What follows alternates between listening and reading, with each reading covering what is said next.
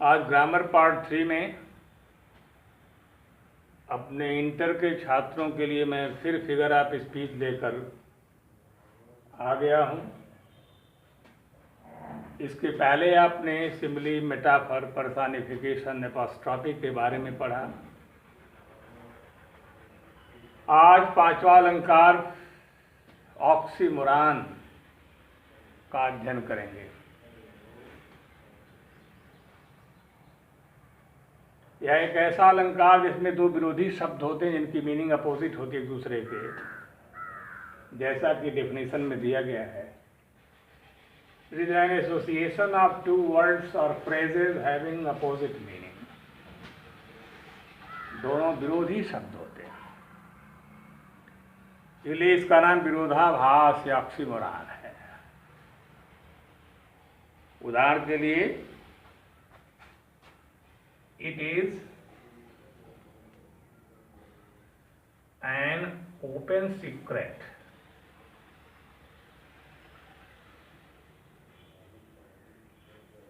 Open secret.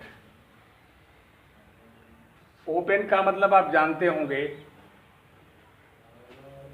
Open means खुला हुआ,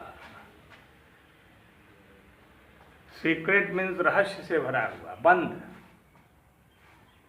ये दोनों एक दूसरे के विरोधी शब्द हैं और आप कह सकते हैं कि इस तरह के वाक्यों में ऑक्सीमोरान या विरोधाभास होता है। और एग्जाम्पल आपको देंगे, शी इज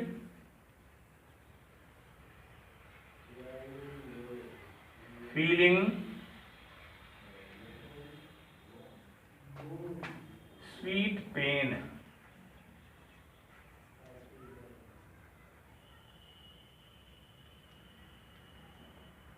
स्वीट मीन्स मीठा, पेन मीन्स दर्द, स्वीट मीन्स आराम भी कह सकते हैं आप। इस तरह आपने देखा इसमें भी ऑक्सीमोरान है। कैसा पेन? Sweet pen.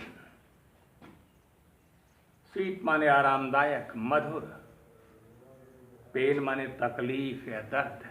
दोनों शब्द एक दूसरे के विरोधी हैं। इसमें भी ऑक्सीमोरान ही है। अगर थोड़ी सी अंग्रेजी की जानकारी आप रखते हैं, अध्ययन आप करते रहते हैं, इन विरोधी शब्दों की मीनिंग आपको आती है,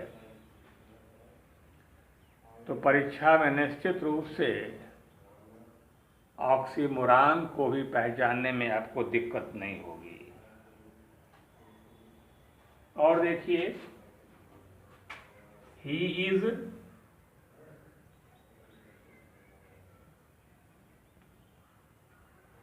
ideally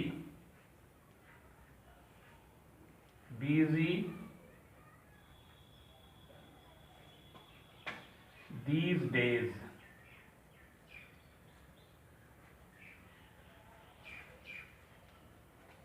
idly busy, idle means सुस्त, काहिल, बिजी व्यस्त, idly busy एक दूसरे के विरोधी शब्द।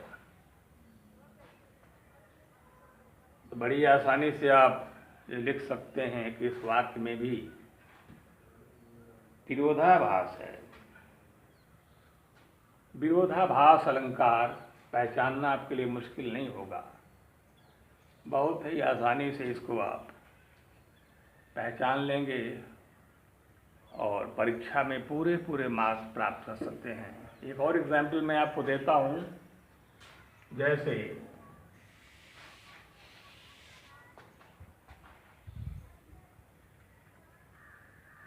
having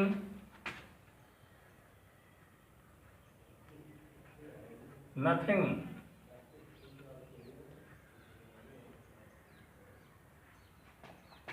he hath all। having nothing he hath all।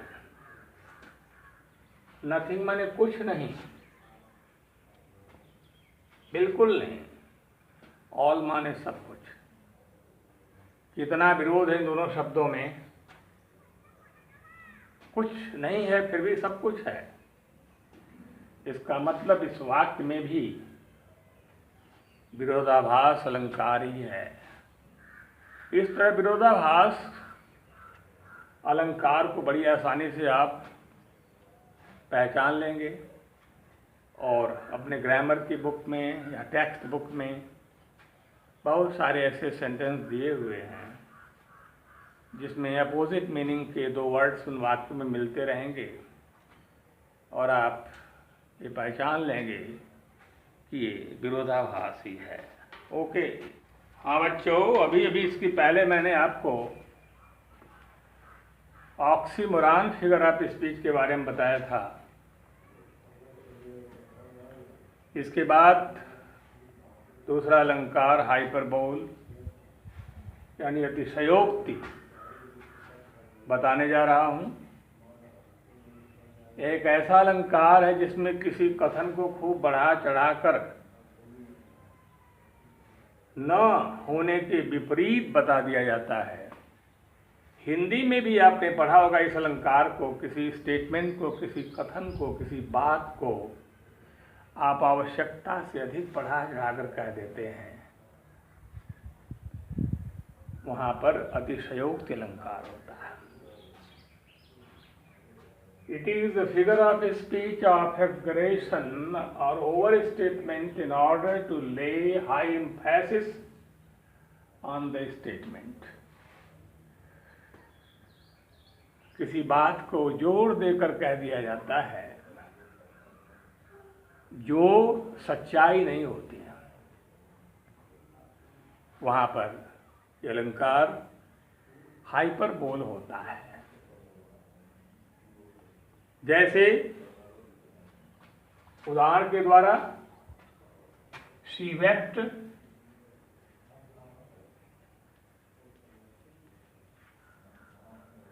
Ocean of tears.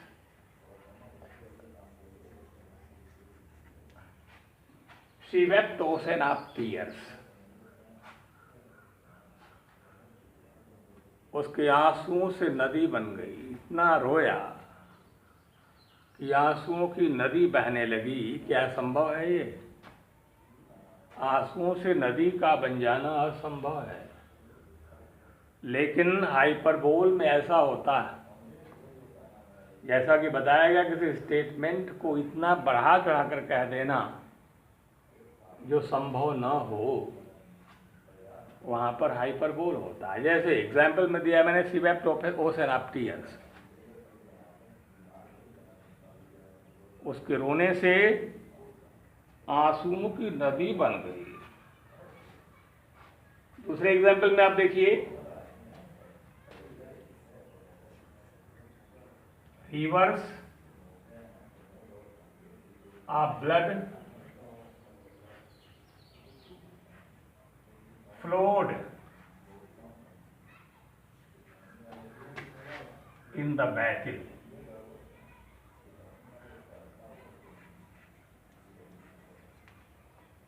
Rivers of blood flowed in the battle. युद्ध में खून की नदियां बहने लगी। क्या खून की नदी बहने लगती है? लोग घायल होते हैं, कराहते हैं, चोट लगती है, लेकिन ऐसा नहीं होता कि खून की नदी बहने लगती है। लेकिन स्टेटमेंट ऐसा दिया गया है, reverse of blood flowed in the battle. युद्ध में खून की इतनी नदियां बहने लगी, इतना माने भयानक युद्ध हुआ कि खून की नदी बहने लगी, जो असंभव है, संभव नहीं है। इसीलिए ये वाक्य भी हमको हाइपरबोल की तरफ इशारा करता है। आप ये कह सकते हैं कि इस वाक्य में भी हाइपरबोल ही है। और एग्जाम्पल मैं देना चाहूंगा आपको।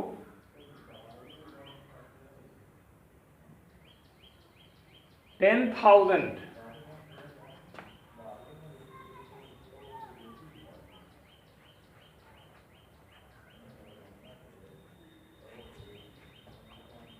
I saw at a glance 10,000 I saw at a glance, एक ही झलक में 10,000 लोगों को मैंने देख लिया। क्या 10,000 टिक जाएंगे? कभी नहीं, ये संभव नहीं कि एक पल के लिए आप दृष्टि उठाते हैं 10,000 दिख गए आपको पूरी काउंटिंग के साथ, संभव नहीं है। इसलिए यह वाक्य भी हमको हाइपरबोल की तरफ इशारा करता है, अर्थात इस वाक्य में भी अतिशयोक्ति अलंकार ही है। देखिए, मैंने अलंकार आपको पढ़ाया, कोई भी अलंकार ऐसा नहीं जिसको आप पहचान न सकें। किसी वाक्य को पढ़ के आप जान सकते इसमें कौन सा अलंकार है, उसके सबकी एक पहचान है, सबके एक चिन्ह है, जिसे आप देख करके जान जाएंगे बड़ी आसानी से इसमें फिगर ऑफ स्पीच एक फला है। कोई मुश्किल नहीं होगी आपको, रिवीजन की ज़रूरत है, बार बार दोहराने की ज़रूरत है, नए नए सेंटेंस पढ़ के डिसाइड करने की ज़रूरत है इसमें कौन सा अलंकार हो सकता है। हाँ बच्चों, फिगर्स ऑफ स्पीच के क्रम में लास्ट फिगर ऑफ स्पीच ऑनोमेटोपोइया, ध्वनि सूचक बताने जा रहा हूँ। ऐसा अलंकार जिसमें ध्वनि का महत्व होता है, वाक्य में ही ध्वनि का आभास होता है, ऐसे शब्दों का प्रयोग होता है जो ध्वनि सूचक होते हैं। जैसे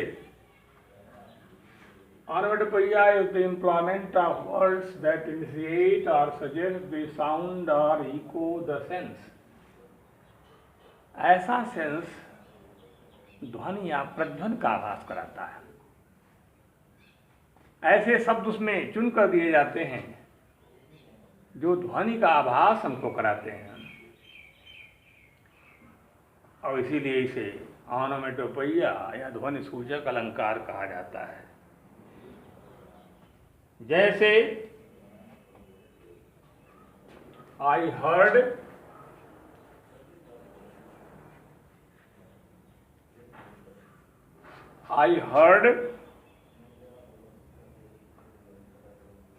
द वाटर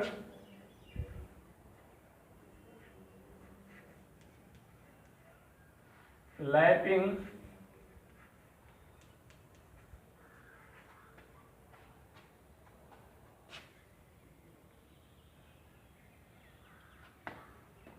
in the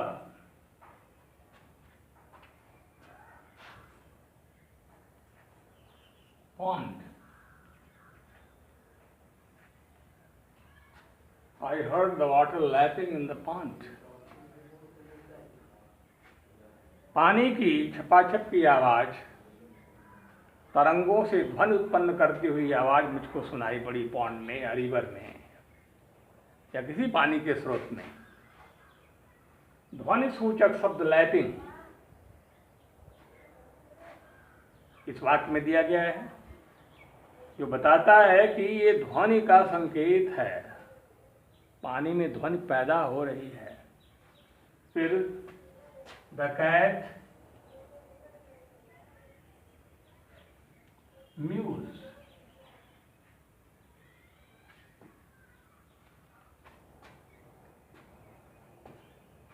बिल्ली का म्याऊ शब्द एक ध्वनि सूचक अलंकार है, ध्वनि पैदा करने की वो संकेत करता है। इस सेंटेंस में भी ऑनोमेटोपोइया यानी ध्वनि सूचक अलंकार ही है। फिर एग्जाम्पल देता हूं मैं। द स्नेक्स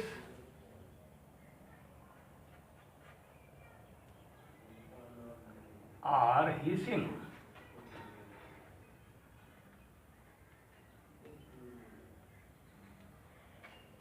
सर्प फुफकार रहे हैं। सर्पों की फुफकारने की आवाज एक ध्वनि पैदा करने का संकेत है। इसमें भी ध्वनि सूचक अलंकार है। इस वाक्य में भी ध्वनि सूचक है हिसिंग, ध्वनि की ओर संकेत करता है, ध्वनि पैदा करने वाला शब्द हिसिंग। किसकी हिसिंग? स्नेक्स की। ध्वनि का संकेत हो रहा है। इसमें भी आप कह सकते हैं कि ध्वनि सूचक अलंकार ही है। अर्थात आपने देखा कि इन वाक्यों में ध्वनि पैदा करने वाले शब्द हैं, और अंतिम एग्जाम्पल स्वर्ड्स। स्वर्ड्स मीन्स तलवार। स्वर्ड्स मीन्स तलवार। तलवार क्या करता है? खनखनाहट की आवाज होती है, क्लैंग।